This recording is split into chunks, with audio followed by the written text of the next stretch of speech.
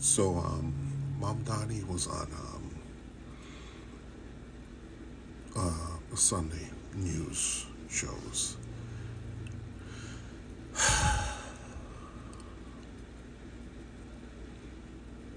I really hate this kind of yellow, gotcha kind of journalism and interview style that I saw.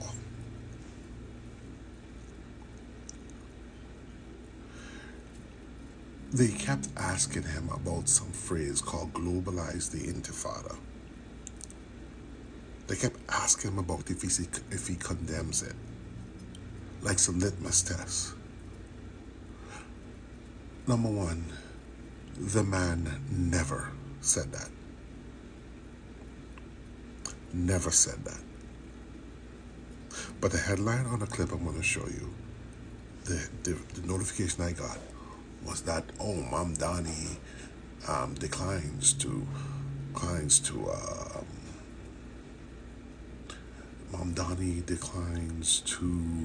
condemn the phrase globalize the intifada.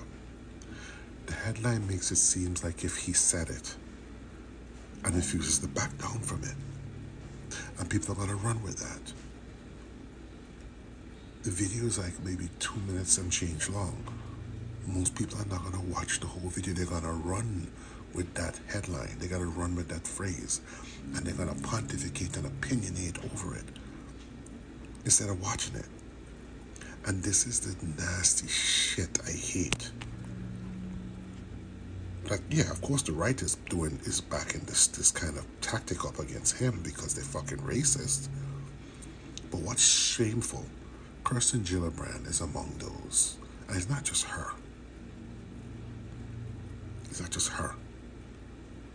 It's a bunch of other establishment Democrats, including Chris Cuomo and the Democratic moneyed machine and the billionaires that back the Democratic Party establishment, who also give a lot of money through a lot of dark money, more money through dark money to MAGA and the Republicans. And you see, this is the shit, and James Carville and all of these people, they are aligning with flagrant anti-Islamic bigotry. And I dare say, because Middle Eastern folks, even those who say they're Muslim, those who are Arabic, they are Semitic peoples too. So it is, in a sense, an irony in their zeal to fight against anti-Semitism, they are being anti-Semitic themselves. Listen to this video. Divided some New Yorkers in recent weeks. You were recently asked about the term globalize the intifada, if it makes you uncomfortable. In that moment, you did not condemn the phrase. Now, just so folks understand, it's a phrase that many people hear as a call to violence against Jews. There's been a lot of attention on this issue, so I want to give you an opportunity to respond here and now. Do you condemn that phrase, globalize the intifada? That's not language that I use. The language that I use and the language that I will continue to use to lead this city is that which speaks clearly to my intent, which is an intent grounded in a belief in universal human rights. And ultimately, that's what is the foundation of so much of my politics, the belief that freedom and justice and safety are things that, to have meaning, have to be applied to all people, and that includes Israelis and Palestinians alike. But do you actually condemn it? I think that's the question and the outstanding issue that a number of people, both of the Jewish faith and beyond, have.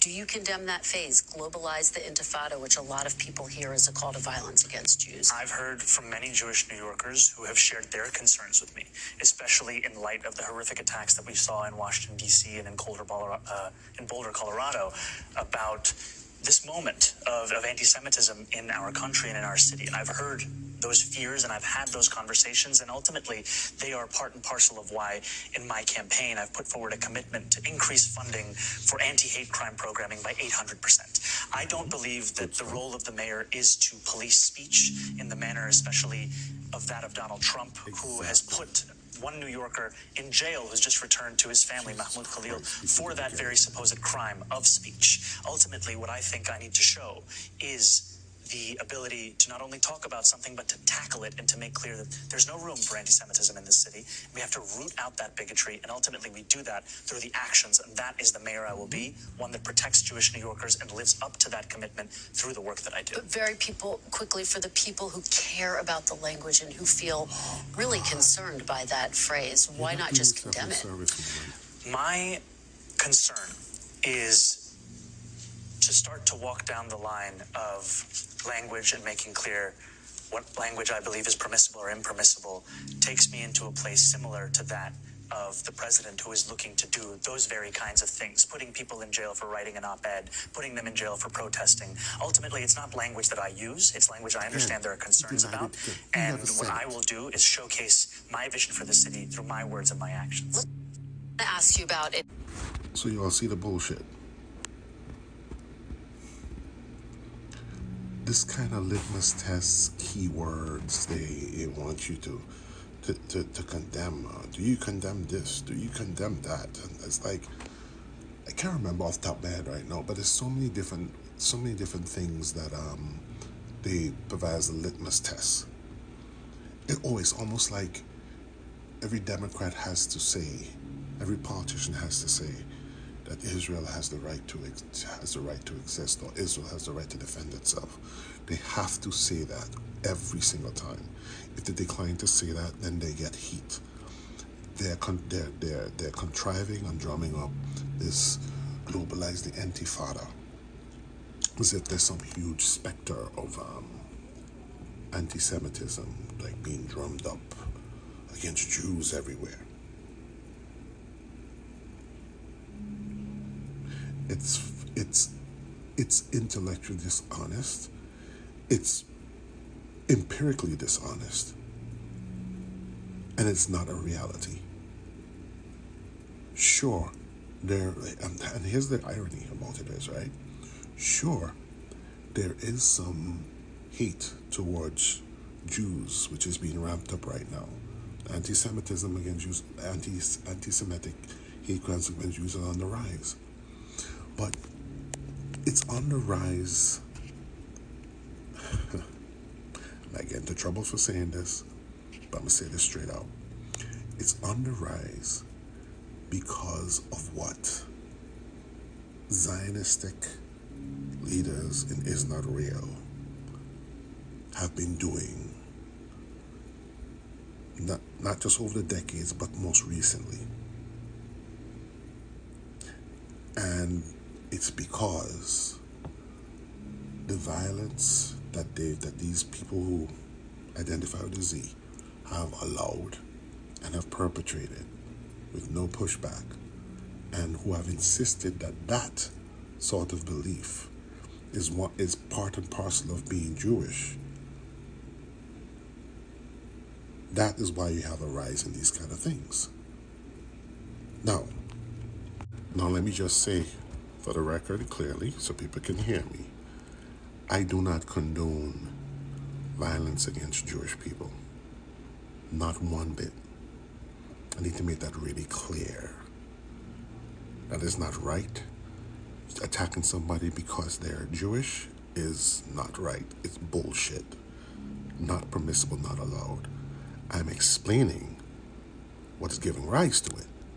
Just like I have explained what's giving rise to how ICE is targeting black and brown immigrants.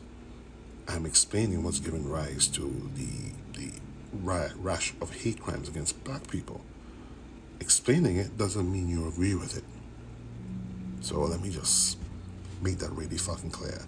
I do not condone violence against Jewish people because they're Jewish.